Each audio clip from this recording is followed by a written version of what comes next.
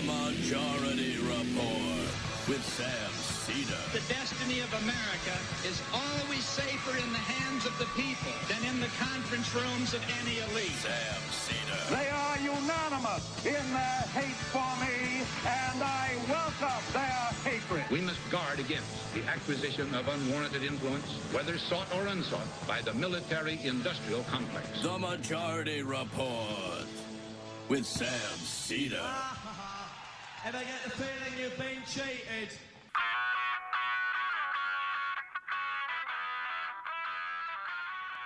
It is Tuesday, August 26th, 2025. My name is Emma Vigland, in for Sam Seder, and this is the 5-time award-winning Majority Report.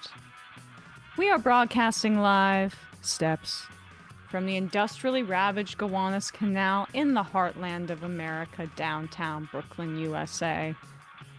On the program today, in Trump's continued attacks on central bank independence, he says he's firing Fed Governor Lisa Cook, who he legally cannot fire unless there's wrongdoing.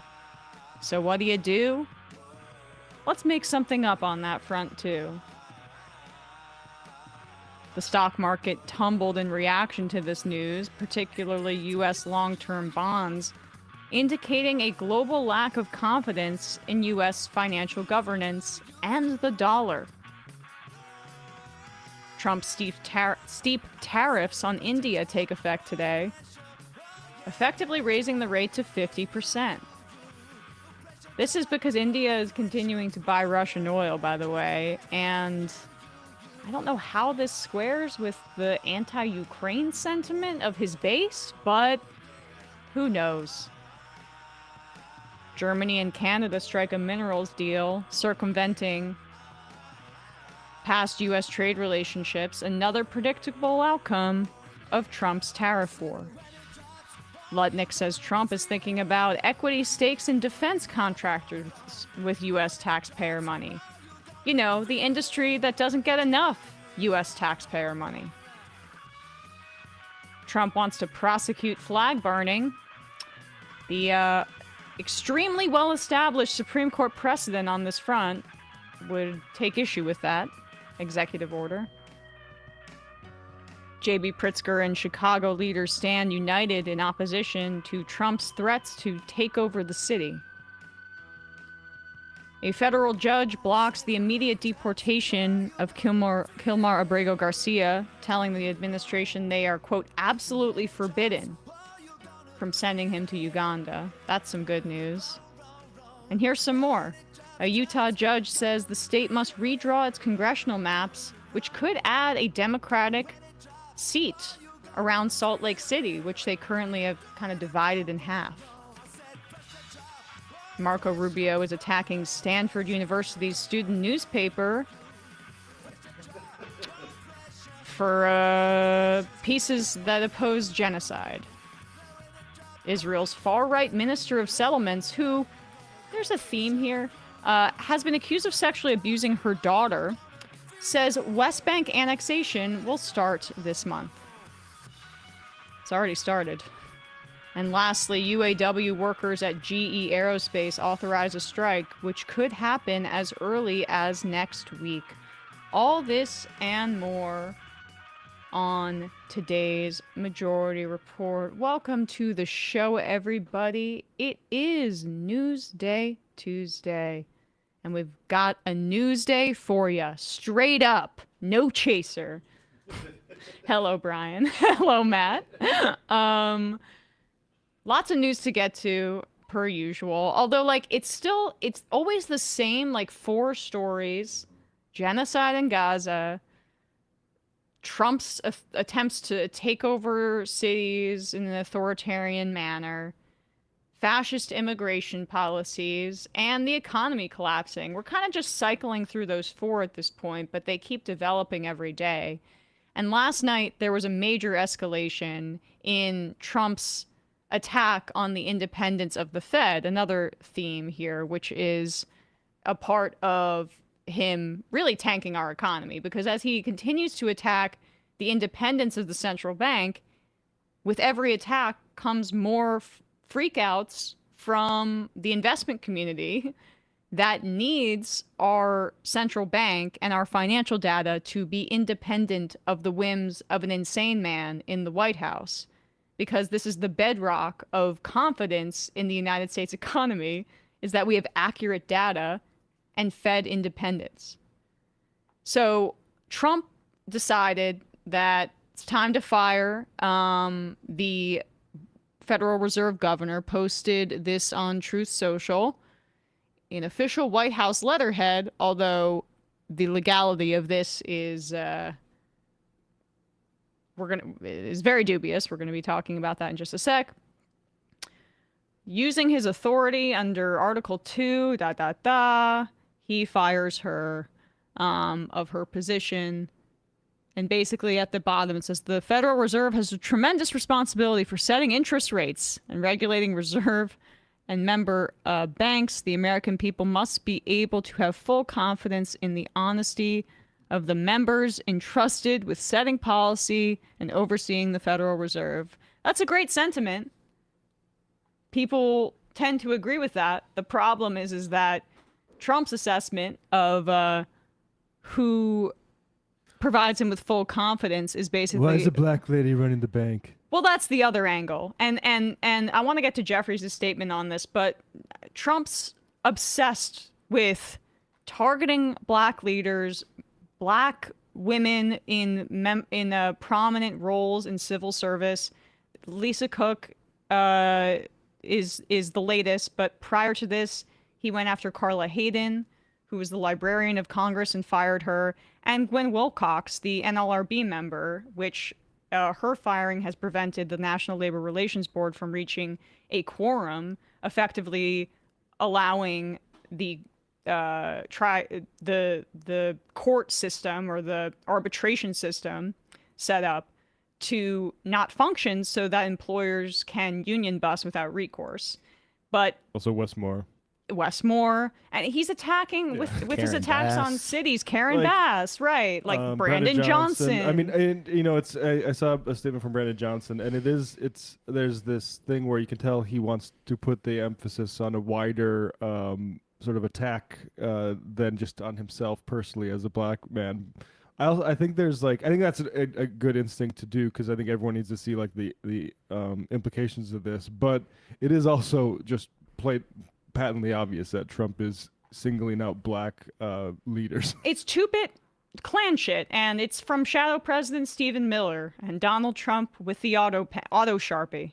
Like, we should start using that. Trump's a big-time racist too. Trump's a big-time racist, he doesn't need Miller to. But we'll show later the how he's being just handed executive orders. I mean, the pitch time for these actions must be 15 seconds before he gets on board with it. He's the finding of these folks and singling of them out feels very Stephen Miller to me. But Trump is overall just really pissed because interest rates remain high. And as a recap for people, interest rates in the immediate aftermath when COVID hit were like, they dropped them down to basically 0% because the economy had slowed so much that they wanted to heat it up. But since really early 2022, the Fed has been raising interest rates to combat inflation. Now, COVID did cause inflation. There were shocks and disruptions to the supply chain because of this global pandemic. That meant that there were work stoppages. Obviously, millions of people died. There had to be precautions, so work slowed, and there were bottlenecks, and prices went up because we had issues on the supply side. But when those were corrected, 2-3 years later, prices stayed high. And then you check the earnings reports or the corporate profit numbers that are made available with publicly traded companies, and you see that in 2022, corporate profits hit a record around $3.5 trillion. New record in 2024, $4 trillion in corporate profits. Meaning corporations were knowingly keeping their prices high, taking advantage of COVID shocks, and they just kept raking them in, because if inflation was hitting everybody including everybody at the top, wouldn't corporate profits remain the same? Do we have this chart here I sent? This is a pretty good example here, or visual for folks. I sent this in Slack, but it's a chart with purple bars from Sherwood. Here you can see, this is when the pandemic hits, and corporate profits go up and up and up, even amidst the economic slowdown for the rest of us. And even amidst the inflation that was really hurting people's pocketbooks. So, and wages we see also lag behind profits. So since like basically May 2023, rates hit 5% and they've continued to go up and they have not gone down below that. And Trump is trying to bully the Fed into lowering rates because he wants to heat up the economy. But the problem is that now we're experiencing a genuine inflationary period because of the tariffs. Tariffs function as a compounding sales tax on the side of folks who are consuming it from consumer goods, because the importers pass on the tariffs when it comes into the country onto wholesalers, onto retailers, and then those are passed off onto consumers. So the Fed does have a legitimate reason to be cautious about reducing rates here as we get dire economic numbers for the past 3 months, and we're seeing a potential recession on the horizon. So the stock market responded really poorly last night to the firing, his announcement that he says he's firing Lisa Cook. The dollar keeps falling, etc.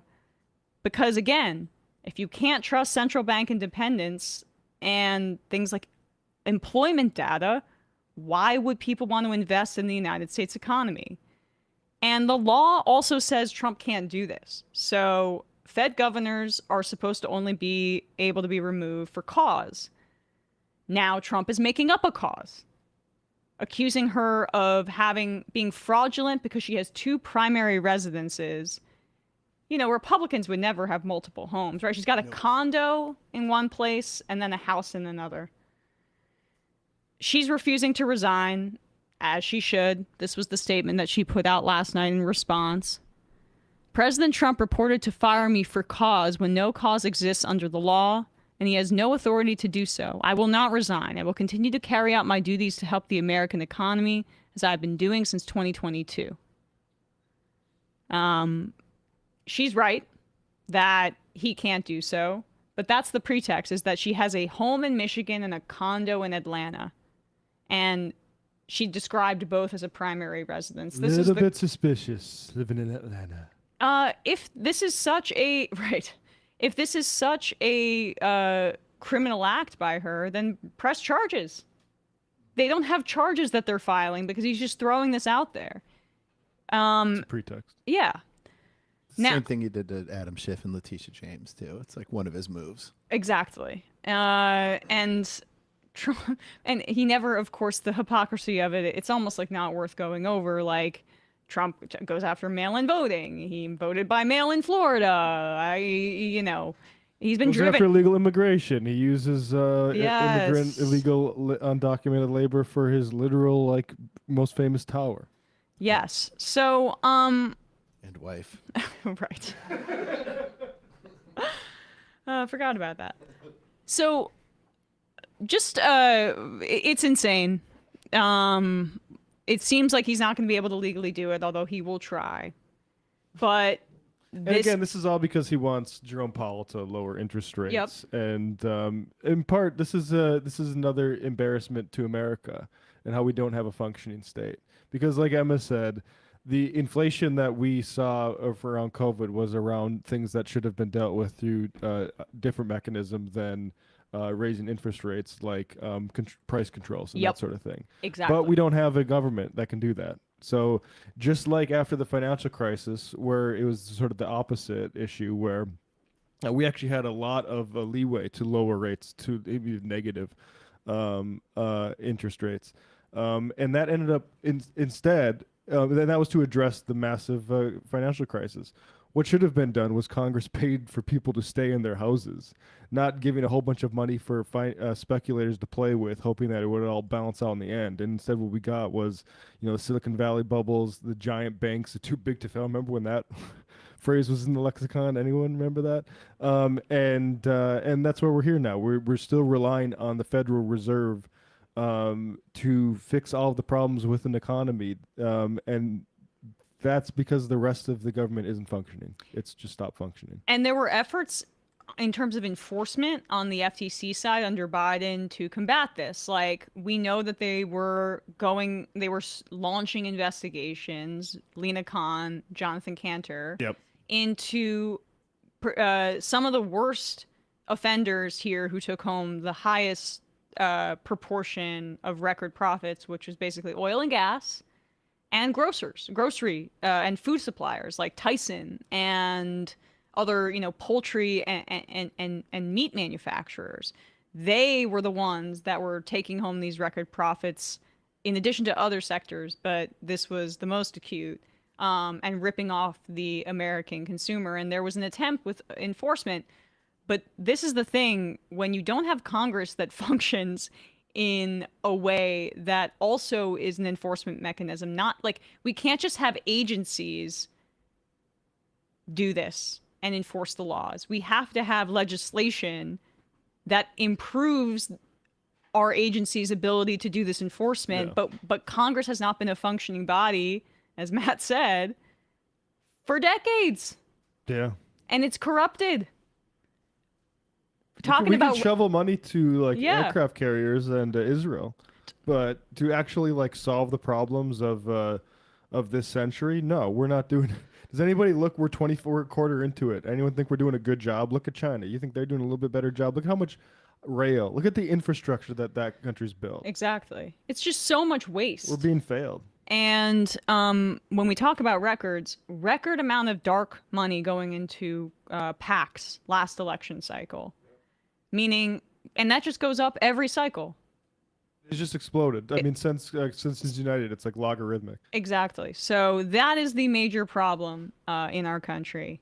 And this is just yet another example of Trump being able to exploit the existing cracks in our government for fascistic and authoritarian ends. Folks, we have a word from one of our favorite sponsors, if not our favorite, Sunset Lake Sebede. As you know, our friends over at Sunset Lake Sebede have a new release just in time for Labor Day barbecues and backyard hangouts. And there's a sale. If you use the code LABOR DAY25, you can get any 4 packs of lifted tea. So 3 packs, and they come with 4 in them. And then you would get a 4th pack free. So that's like 14 teas for the price of 12. I think so. Don't hold me to that math. It's a great discount. If you enjoy their lifted teas, you might want to try their new lifted tea microdose. Each can has 1 milligram of THC and 5 milligrams of fast-acting CBD. So you start feeling it in about 20 minutes. The low dose means that you have a few cans and feel a booze-free bliss. They come in 2 flavors: original, a classic black iced tea with zesty lemon and just a hint of mango, and mint green, a refreshing mix of sencha green tea and a refreshing spearmint. And both are naturally sweetened with Vermont honey from a 4th generation family farm. These lifted teas are great. I had one over the weekend. They're great, as we mentioned earlier, if, say, you're not somebody who likes to partake in alcohol or other substances that might kind of transform your mind a little bit more than this and you just want to relax. Sunset Lake Sebede is the place to go for a great product and also for great Sebede, because you can't beat the quality of their Sebede and their growing practices. One, they pay their employees a minimum wage of $22.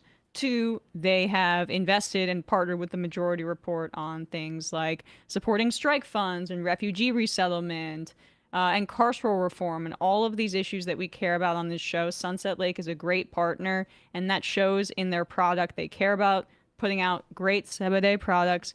They care about their customers. They care about their workers in the world. So here's the deal, folks. Buy any 3 4-packs and you will get a 4th one for free. Just add 4 4-packs to your cart and use the code LABOR DAY25, one word, at checkout. Skip the beer and avoid the hangover while still enjoying the party with lifted tea. This promotion ends September 1st at 11:59 p.m. Eastern. Head over to sunsetlakesebede.com for terms and conditions. Again, that's code LABORDAY25 at checkout. You just got to add 4 4-packs of tea of the lifted tea to your cart, and then use Labor Day 25 at checkout. Link down below in the description wherever you're listening to or watching this. One more ad from Sam, and we'll be back with some more news. Thanks, Emma. Hey, if you're dealing with hair issues like thinning or shedding, but feel totally stuck on what to try next, I get it. There are so many products out there, it's hard to know which ones are actually going to do anything for you. That's exactly why I gave Nutrafol a closer look. Years ago, they had approached the show wanting to know if we wanted to run ads for them, and they gave us some samples. And there was nobody on the show at that time who wanted to. But years later, not years later, but sometime later, I decided, hey, wait a second. I feel like I might be thinning a little bit on top. It was basically when I would come out of the shower, I would look in my towel and I'd see way more hair than I used to. And so I started to take Nutrafol because I didn't want to take drugs. And I've had great results. Nutrafol is the #1 dermatologist recommended hair growth supplement brand. It is trusted by over 1.5 million people. And like I said, you could feel great about what you're putting into your body since Nutrafol hair growth supplements are backed by peer-reviewed studies and NSF Contents Certified, which is the gold standard in third-party certification for supplements. Many supplements will rely just on their ingredient studies. They'll look at the specific ingredients they have, and they'll say it's associated with this or this and that. Nutrafol clinically tests its final formulations to ensure their efficacy using a bunch of different hair measurement tools like hair counts, pull tests to assess growth, quality, shedding, and texture. Adding Nutrafol into your daily routine is also super easy. You'll never run out. You can sign up for a subscription. It'll come to your door. Again, helpful for both men and women. You can see thicker, stronger, faster growing hair with less shedding in just 3 to 6 months with Nutrafol. For a limited time, Nutrafol offering you $10 off your first month's subscription and free shipping when you go to Nutrafol.com and enter the promo code TMR10. All one word, no spaces. TMR10. Find out why Nutrafol is the best-selling hair growth supplement brand at Nutrafol.com, spelled Nutrafol.com. Promo code TMR10. TMR10. That's Nutrafol.com, promo code TMR10. We'll put the links in the podcast and YouTube description. We're back. Folks, we are back. Other major story of the day. So on Friday, Trump said that Chicago's next up in this performance art by the administration. I shouldn't be so flippant about it. He's testing the boundaries in his authoritarian takeover, but like, there's nothing that these National Guardsmen are doing that is beyond like just the intimidation factor and the aesthetic of fascism. Like that, there's nothing to address.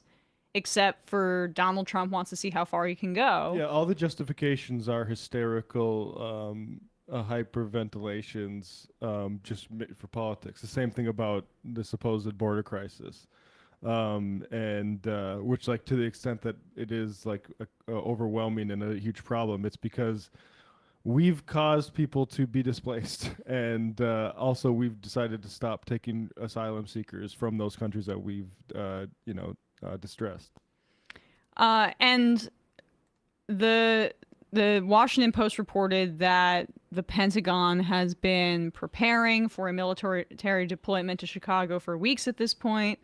We mentioned how Trump is targeting black high-profile civil servants, oftentimes the first black woman in one particular role. I know that was the case with the Librarian of Congress, but also in his attempted firing or announced firing of Lisa Cook. Although, as we said, he's prevented from doing that statutorily. We'll see how that legal fight plays out. But Trump reiterated his desire after announcing this to do this yesterday at the White House. This is when he was signing his executive orders on cashless bail and crime. And was this also the flag burning one? Yep. Okay. For all the... This Lost is... Matt Taibbi. It's like a book signing. Yeah, I know. Just executive Hand him order. over. Okay, keep him going.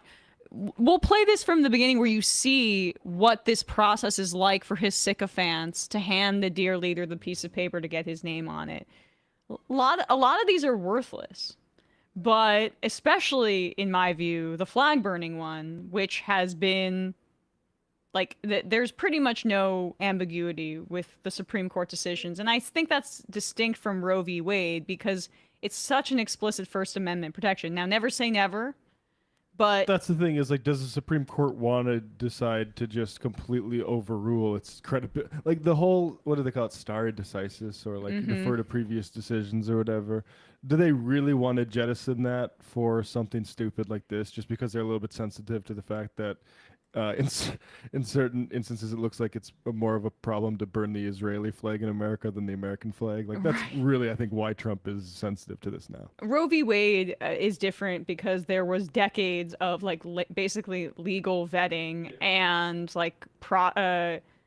promoting people within the conservative legal apparatus for the explicit purpose of overturning the right to an abortion in this country, and they were successful. We'll see if that happens with flag burning. But that's a bit of an aside because in the midst of the signing spree, he addresses his desired takeover of Chicago. Okay, let's go. Could I ask you to say exactly what this is? Of course. So So that was just my favorite part. He has no idea what's being put in front of him. All the right-wing media is obsessed with Biden and the auto pen. Trump may not have an auto pen software that signs for him, but he's basically auto Sharpie because there's nothing going on up there, and he puts no thought into anything he does. All projection. And also, he is deteriorating mentally very quickly. Pritzker points this out in his response, but here we go. It's going to be very funny to see all the people say, how could you cover for Biden, cover for Trump for the next 3 years? Also, why is the World Cup trophy there? Dementia done. Get that gold World Trophy. Oh my God, he needs another gold accessory. That's what the room needs. So, as you've consistently identified, sir, cashless bail policies are a key driver of the disorder we see on city streets all over America. Catch and release system allows criminals to keep going back out onto the street and reoffending. What this executive order does, it charges your attorney general with identifying jurisdictions all over the country that have cashless bail policies, and then it withholds or revokes federal funds and grants that are flowing to those jurisdictions to ensure that we're only supporting the people who have reasonable common sense policies around crime. So what area does it cover? Potentially anywhere that has a cashless bail policy. So some of the largest cities, some of the most left-wing states in America Almost have adopted. all of them, right? Illinois would be a great example of that, sir. Oh, they have a great cashless bail. You don't even have to go to court sometimes. No, Illinois, I love that state. It's a great state, but it's run so badly by Pritzker. They threw him out of the family business and he becomes governor. Now he wants to run for president. I don't think that's going to happen. Okay, we'll sign right here, right? Sir. So important. Okay, that's it. Just the sycophants. Yes, sir. You have no idea what's being put in front of you and you're about to sign it, but yes, sir. Oh, your infinite wisdom, which is in some ways no wisdom at all. no, stupidity is wisdom in this White House. So that's just kind of his gratuitous jab at Pritzker. He also made fun of his weight. I mean, God, glass houses here. But J.B. Pritzker stood up with Brandon Johnson. Other Chicago leaders were there. You can see that's Durbin in the background, and Tammy Duckworth was there too. They all did this joint press conference in Chicago, and the whole thing is worth a listen. But there are a bunch of really great parts here that Pritzker just nails Trump on. Obviously, he's auditioning for president in 2028. So is Newsom. But I find Pritzker to be a much more compelling option with more teeth behind him. Oh, he's got to distance himself from AIPAC. He's got to prove that he's a billionaire that wants to tax the hell out of other billionaires. There's a long way to go. But he's already taken shots at municipal grocery stores, so I'm out. You're out. I hear you. But I'm enthusiastic about partisanship that isn't from, Newsom, who was doing photo ops of ripping up homeless encampments. Like his level of sociopathy, I think, is a. I agree. I think pretty Pritzker's intense. a much better governor. Yes, and also just like the messaging here is great. He kicks off the speech fairly early on, debunking some statistics about crime. Here we go. So in case there was any doubt as to the motivation behind Trump's military occupations, take note. 13 of the top 20 cities in homicide rate have Republican governors. None of these cities is Chicago. 8 of the top 10 states with the highest homicide rates are led by Republicans. None of those states is Illinois. Memphis, Tennessee, Hattiesburg, Mississippi have higher crime rates than Chicago, and yet Donald Trump is sending troops here and not there? Ask yourself why. If Donald Trump was actually serious about fighting crime in cities like Chicago, he, along with his congressional Republicans, would not be cutting over $800 million in public safety and crime prevention grants nationally, including cutting $158 million in funding to Illinois for violence prevention programs that deploy trained outreach workers to de-escalate conflict on our streets. He's right about that. Let's just take a look at crime rates in major cities put together here by Jeff Analytics. Scroll down all the way to the bottom where it shows the percent change in murders. Now, we've shown this chart. That we'll show that for a sec. Go up a little bit. No, go up back. Just to give people, this is national data. And I think this also bears repeating. Murder, fatal shootings, homicides. Nationally, this is all different data sets using you'll hear accusations from the folks who are lying about it, scared of their own, either lying or so hysterical and scared of their own shadow that they become, bloggers or something. Top representatives. Yep. They will claim that the data's incomplete. The data's incomplete on all this other, well, it's really not. There are some cities with incomplete data. It's never there's some lags in reporting, but the overall trend is so significant that it would take major spikes in some of those cities to change the trend. And that does not, that kind of stretches credulity. This is overall from 2018 to 2024. You see huge spikes in 2020, as we know.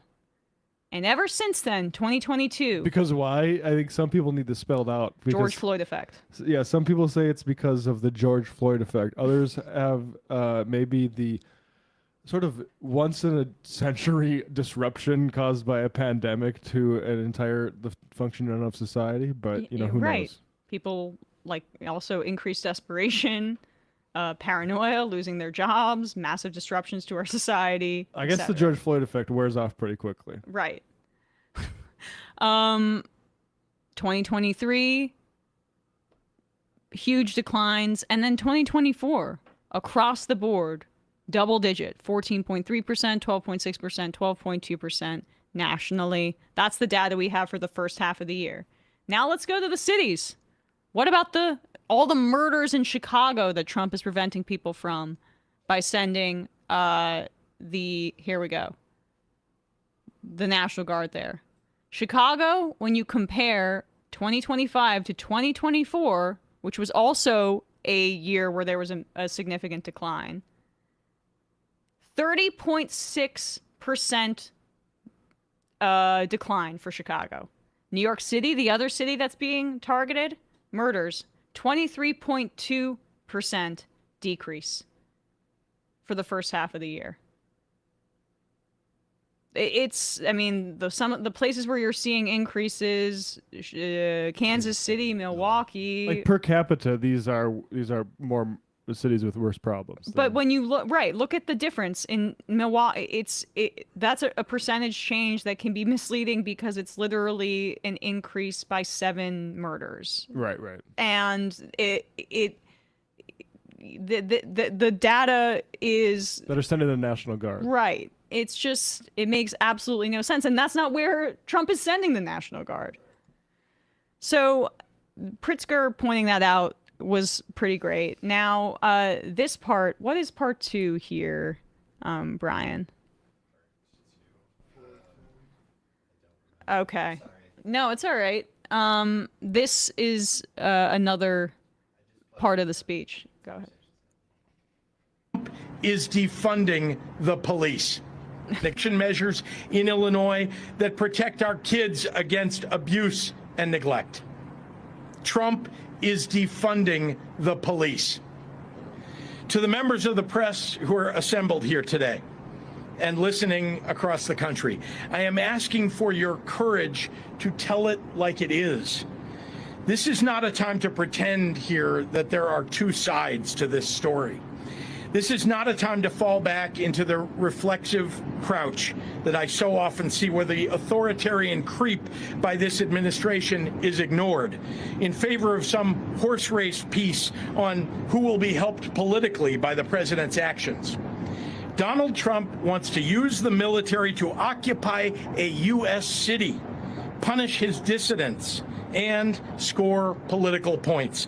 If this were happening in any other country, we would have no trouble calling it what it is, a dangerous power grab. Look at the people assembled before you today, behind me. This is a full cross-section of Chicago's leaders from the business world, the faith community, law enforcement, education, community organizations, and more.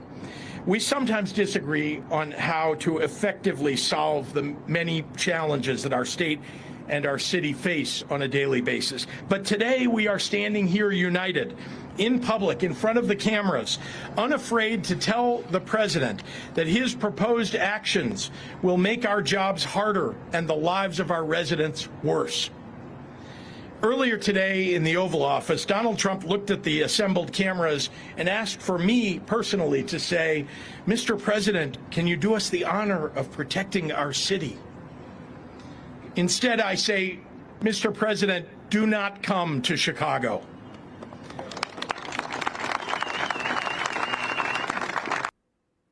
A little more.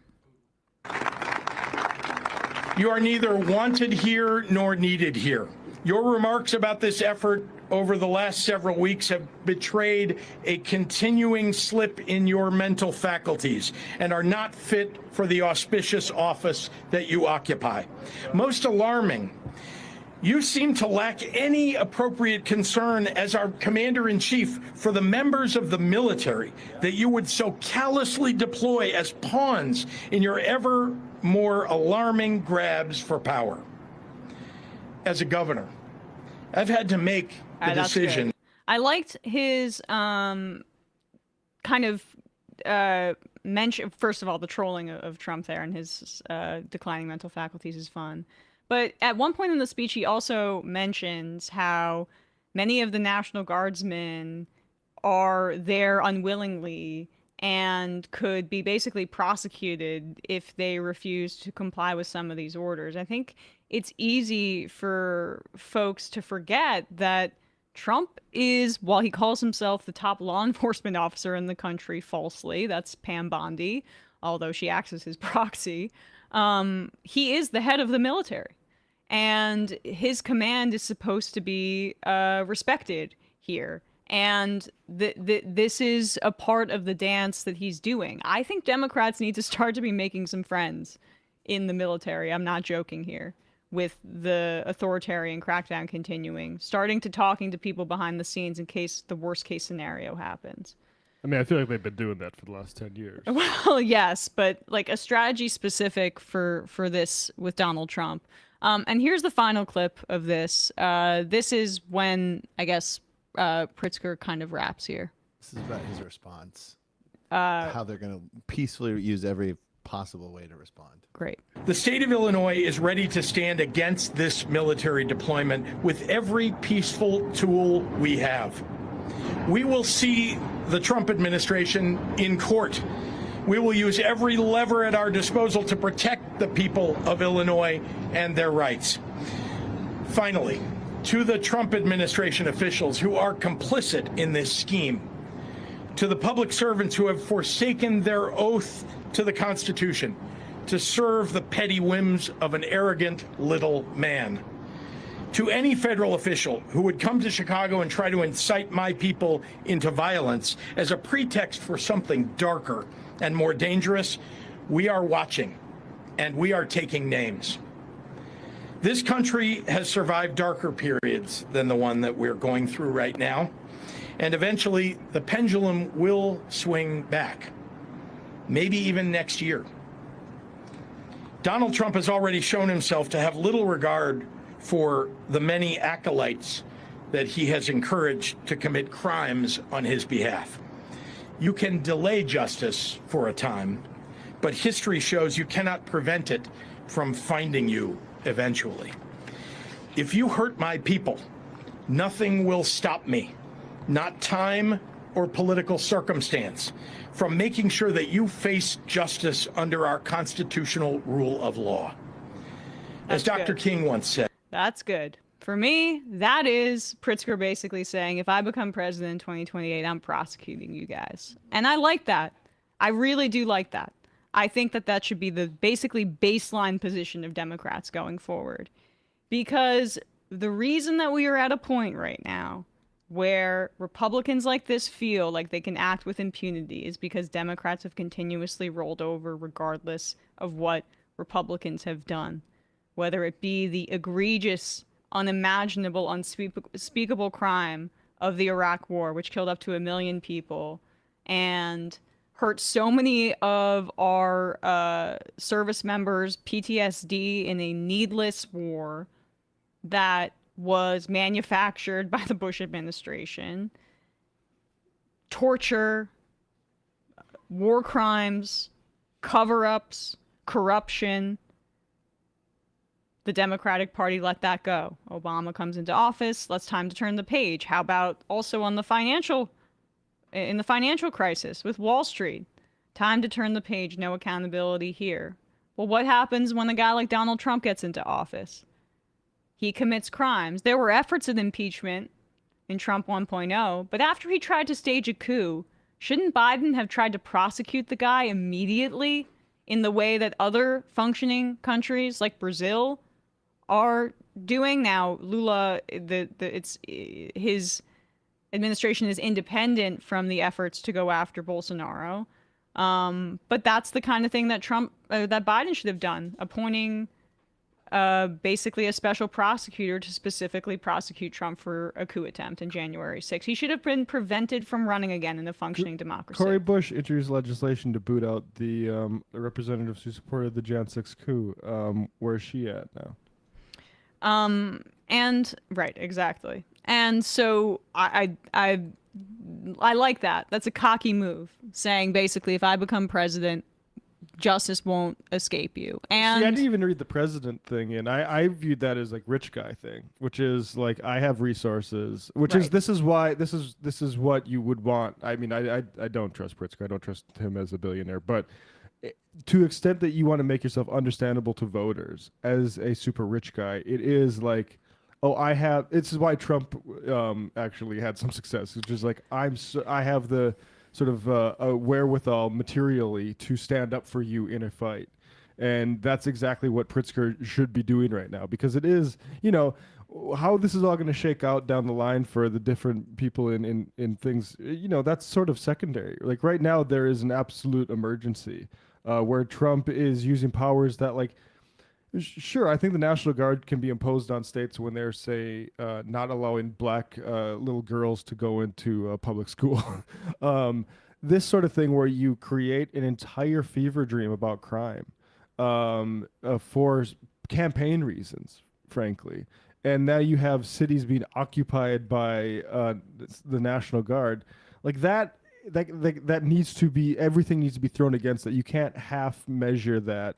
And it can't even be about like, well, he doesn't have the right to do this, because like I said, like there are situations where like, yeah, I think Abe Lincoln, had he lived, should have occupied the South for a long ass time. This has to be about like what this is, which is a lie about the state of our society and a use of the military to address it. Yeah, the jury is still out, but this is how you throw your weight around as a billionaire. And I am not Pollyannish about what it's going to take on this billionaire class, where we're at gilded age levels of income and wealth inequality. We have to break their backs with taxation. The question is what's the best mechanism to do it? If Pritzker chooses to, he can make a case saying, I'm the billionaire that will tax other billionaires out of existence. I shouldn't exist. My wealth shouldn't be this high, and I'll reject my AIPAC connections. But he has to do that first. However, in terms of just like explicit partisanship, it's good to see. Versus Nancy Pelosi, like when she took over as leader for the Democrats in the House at the end of the Bush administration, this was not the position, because there were other Democrats that were complicit in the war crimes of the Iraq War, namely the woman that was supposed to be the front runner in that upcoming primary in Hillary Clinton. And Obama beat her, in part because of his opposition to the Iraq War. And that's going to be the litmus test for Democrats. So yes, jury's still out on Pritzker, but he's at least providing, in my view, a baseline of how Democrats should approach these criminals in the White House. This is not just, Republicans win sometimes, Democrats win sometimes. These are incredible, unspeakable crimes. And it's not just against brown people in the Middle East. I mean, every administration seems to get away with that crap. But this is against American citizens. And it's against American citizens in their deportation regime. And I don't even care if they're citizens. It's against our neighbors who are Americans, regardless of their status, in my view, being thrown into concentration camps in Seacot, in Florida, tortured and abused. This authoritarian crackdown is unconstitutional by every metric. And they should be met with justice in a way that meets their crimes. And I like to see it. And I mean, just to the point about the National Guardsmen, this is from Texas Public Radio, December 6, 2024. At least 17 National Guardsmen died patrolling the southern border, including several suicides. Like this is just senseless. And you see this sort of thing when it was going on in California, like they're sitting around just on backpacks. It's disgusting what we're doing as a government and as a country, like just marching kids around to occupy the National Mall in DC because like representatives from South Carolina think it's scary to be there. It's ludicrous. Yep. We'll wrap here with a more kind of uplifting story, at least in my estimation. So these town halls across the country have been very few and far between, in part due to the fact that the Republican Party nationally is telling its members not to do it. Don't deal with your constituents. Our whole agenda is the anti-democracy agenda. That would be too much democracy, too much accountability for you for stripping healthcare away from tens of millions of people and voting for the largest transfer of wealth to the top earners in this country ever in one bill, basically, in our modern history. Don't be held accountable for that. Let's skate by. We passed the big ass ugly bill. Don't give people the image of others being angry about it. Yeah, don't show how furious the public is with you, even though you're supposed to be a representative of your constituents, right? Well, every now and again, we get a Republican that feels a little bit of guilt or is getting a little bit too much heat back home, and they acquiesce and they host a town hall. Now, Mark Alford's done actually maybe one of the guys that's done this a few times, if I'm not mistaken, right, Brian? I think we've covered some of his town halls before. Yeah, he's done some other ones. So I mean, not so much credit, but or perhaps I'm confusing him with a different Missouri Republican. Yeah, I don't remember this guy. The other Missouri guy, I can't remember his name right now. But it's a different Missouri Republican. That one was rowdy. Okay, well, the people in Missouri know what's up, basically. Alford now hosting a town hall, and this guy just reams him out. This is apparently a man named Fred Higginbotham. He's a farmer, according to how he identified himself to the press, and he just rips into Alford here. My great-great-grandfather helped open this university. I am pissed, and I'm pissed at you because I have emailed you because it's easier for me Can't make eye contact. to try to talk on the phone without profanity. I would appreciate you taking your father's U.S. Constitution book, read it, study it. I just want to say, Fred, shout out for holding the GoPro up as you say this question there. True content creator, if you want to be on the show, get in touch. I thought that might have been like a part of his chair or something like that. No, he's got the GoPro up. Oh, he's set. Make your own lines underneath it and read it, study it, make your own lines underneath it, and get Trump out of office. The man is a dictator. He knows nothing about what he talks about. I listened to him for about a half hour today, and I got sick at all the lies he brought up. Now, I'm about ready to lose my farm. Do you know why? I'm sure you don't know why. Lose your what, sir? Farm. Farm? Yeah. Why is that, sir? Because Missouri does not have wills. They have trust. They have legal zigzags. And a trust, most people don't know anything about. So I'm dealing with a state that's a crooked state, doesn't care about what farmers happen. The only reason why we have farmers today is because the federal government funds them. How much money of our tax money goes to farmers? Farmers work very hard, but they're funded by the federal government, not by selling groceries. That's what Foster Farms and all of those characters, that's where they get their money. The price of steaks, $20 a pound, because of big business. You want to straighten out the budget?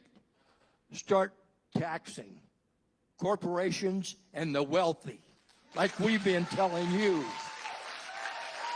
Do you think we're idiots? Do you think we don't pay taxes? Do you think that we don't have to make budgets? You talk about half-truths when I listen to you. You know nothing about taking care of children because you've always had a really good-paying job. You know nothing about what a working-class citizen does. Come down here. Come down here and start trying to pay your medical insurance. Come down here and walk into Costco to try to feed your family, to feed your kid that's moved out, to feed your great-grandchildren. I had a very good job in California, and I'm able to feed my family, and it goes all the way to great-grandchildren. You're not helping me. Believe me, you're not helping me. You need to take your head out of Trump's ass and start doing your representation of us. Whew.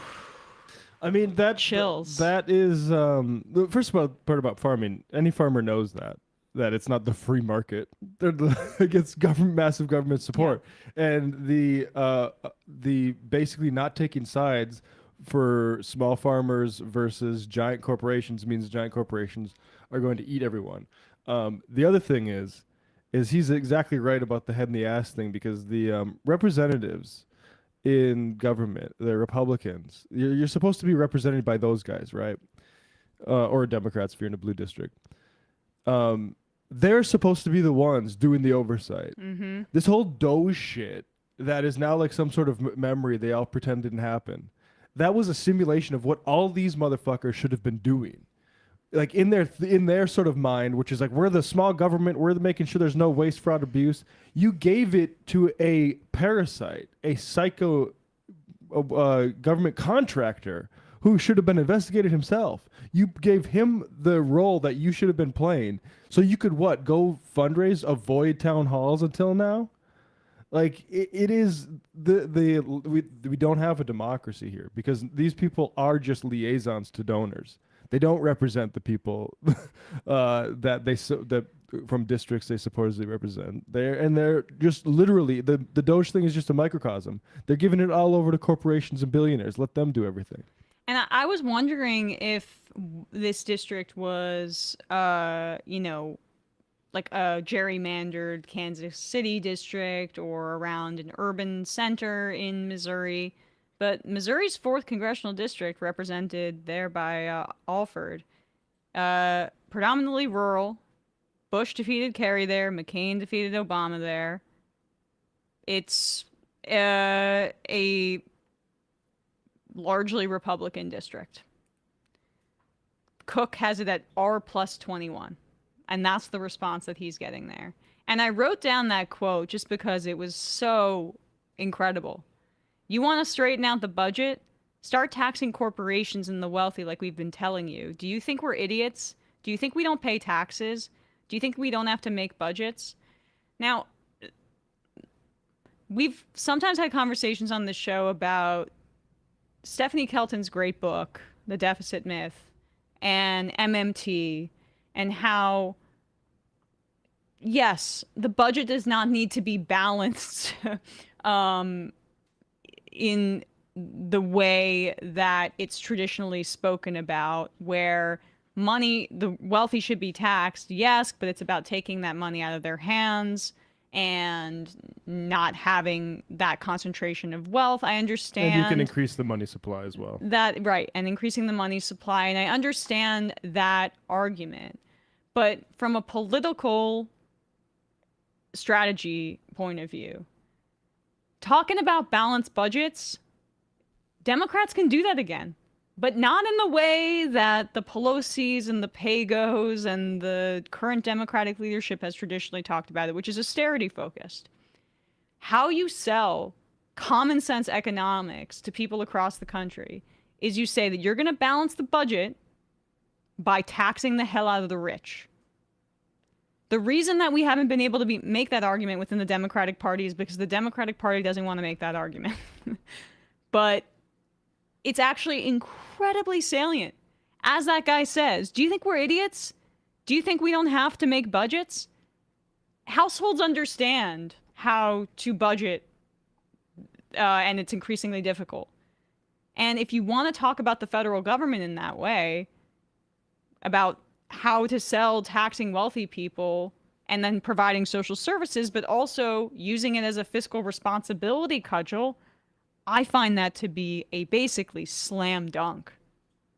That would be the argument that wins that guy over immediately. And I don't know what his politics are, but there are a lot of people who are smaller business owners who would be more sympathetic to that than when you would say it doesn't matter at all. Democrats can win farmers that rely on the government, and what that is a larger. It's less budget and actually the political economy.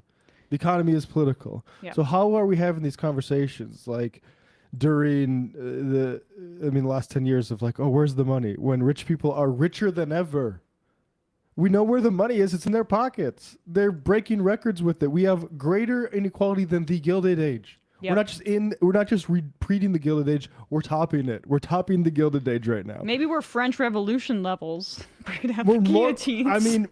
I literally think that we've never seen levels of extreme wealth inequality in the world history that have been created right now by modern capitalism. I don't think it was possible before to have the billions and billions of dollars that they have. Jeff Bezos says, like, oh, I don't know what to do but blast it off into space. Yeah. You abuse people at a mass scale. The burnout rate for Amazon workers is crazy. He tears through people's bodies like he's some sort of warlord, sending them into battle. And he just flying up with Katy Perry, saying, "I just have so much money." Like, we know where the money is. There's money around. Grab it. And you know what? Like, fine. You want it to be reinvested in a business? Keep business taxes lower. Income taxes need to be through the fucking roof. Yeah. Especially on billionaires, especially on multimillionaires. That knock them down. Break their back. Do it. And all of politics is really like, and included by Democrats like Hakeem Jeffries or whatever, is the abundance set that just wants to naturalize that. Oh no, I'm being practical by accepting this unprecedented state of inequality. I'm the practical ones. Why don't you guys try to deal with these really tricky conversations and just accept that Bill Gates is going to own half the land? No, it doesn't work. It's not fucking working for anyone. People are going to be done with it one way or the other. And if it's going to be Trump like destroying the Federal Reserve, it will be if the Democrats don't do shit. If they keep thinking like, oh, every time we get into office, we just got to maintain it. And look, I credit Biden with the enforcement stuff, but there needed to be major tax increases that were, Manchin killed it, Sinema killed it, sure, but that should have been a sprint at the beginning of the administration. Yep. When Manchin and Sinema were on board for much bigger, like when Biden's political capital was greater. You have to really take this stuff out root and branch, and we haven't done it, so that's why we're here now. But it's also a way to sell, like the genocide in Gaza is connected to this as well. That's more wealth and more of taxpayer dollars going towards genocide. You can make the case about money and allocation and resources and budgeting that isn't one that's austerity focused. And the reason that it's only gone in that direction is because the Democratic Party is corrupted on a leadership level, save for, 30, 40, whatever, 50 members of both the Senate and the House that are really fighting the good fight here. And there are members with mixed records. I get it. But the incentive structure is corrupting. And leadership, it's so far gone. They won't approach the idea of tax increases. And it's political malpractice, tax increases on the wealthy. And so, if you want to talk about PAYGO, you want to talk about balanced budgets, I'm all for it. Let's reclaim that conversation, but make it about raising revenue and reallocating resources to slaughtering babies to making your life materially better. That is a politically salient, almost infallible argument that can cut across race, gender, geography, class-based politics, ones that are about taking all of this billionaire money and giving it to you for universal childcare, universal health care. That is the argument, and it's staring Democrats in the face, and many of them are refusing to take it. But listen to that guy. I'm reading that quote one more time. You want to straighten out the budget? Start taxing corporations and the wealthy like we've been telling you. Do you think we're idiots? Do you think we don't pay taxes? Do you think we don't have to make budgets? That's the other thing that's been so great about the Zoran campaign. And now Graham Plattner is incorporating a lot of this. He has, some carryover from Zoran's campaign. It's very encouraging. You go to their website and they explain exactly what they're going to do. No more how you're going to pay for it. It's on the platform, you dummy. The free bus thing, we know how he wants to pay for it. He wants to increase the corporate tax rate to match across the river in New Jersey. It's about 4-ish percentage points, right? It's on the site. just don't talk to people like idiots and make the math make sense to people. And that's my critique sometimes of just like how Democrats have approached the budgetary conversation is it sounds irresponsible to people. It sounds like irresponsible leadership. It's not tangible. When you make those points, I think it's a lot easier to get your agenda across. I mean, the rub is it has to be a sort of class war. Right, but well, right. Yeah, that the rub is like everything we've ever talked about. And so, like, I mean, that's why the abundance thing, it is so funny to me. It is like, it is this attempt to say, well, look, there might be a problem, how unequal everything is. We just got to accept it and try to do deals and, no, that the concentration of wealth isn't going to work. Like, it's not, and everyone sees it, even that guy. I mean, well, he might be more sensitive to it because his farm's going to get bought up by, some giant agriculture conglomerate. All right. With that, we'll wrap up the first hour of the show. Head into the fun half, where we will take your calls, read your IMs, and do some more fun clips.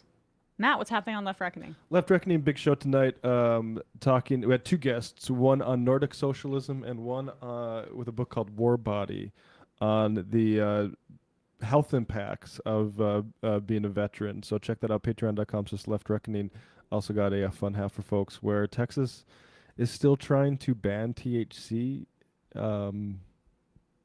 So they're living in a weird place down there in Freedom Land. Love all the freedom going on down there. Patreon.com/Left Reckoning tonight, 7 o'clock Eastern. Didn't Trump a few days ago say that he's gonna reconsider moving I guess it was he's considering moving cannabis from Schedule 1 to Schedule 3. That would be a good thing, right? I keep forgetting. Something Biden didn't do? Yeah, something Biden did too. I doubt he will, but I mean, he starts doing some high-profile, obvious shit that Democrats should have been doing maybe when they were in office, and the midterms could get scary again for Democrats. Yep. We haven't played the thing about their low registration. It's a broken party right now, and people keep saying like the leadership should step down. Don't ask the leadership to. Ask other Democrats to figure out how to get no confidence and remove them, because they're doing the job that they want to be doing, as far as I'm concerned. I don't think Chuck Schumer thinks he's doing a bad job. I don't think Hakeem Jeffries thinks he's doing a bad job. I don't think they're fighting the same fight that we are. Yeah, that's why it's encouraging to see Graham Plattner basically explicitly say that he will not support Chuck Schumer for leader if he gets elected. We'll play that probably first thing in the fun half. So we'll see you on the other side, guys. But if you can, please support the show. Join the MajorityReport.com. You can IM the show. And even if you don't even want to do that, even if you just want to listen normally, although if you become a member, you get the show and podcast form ad-free.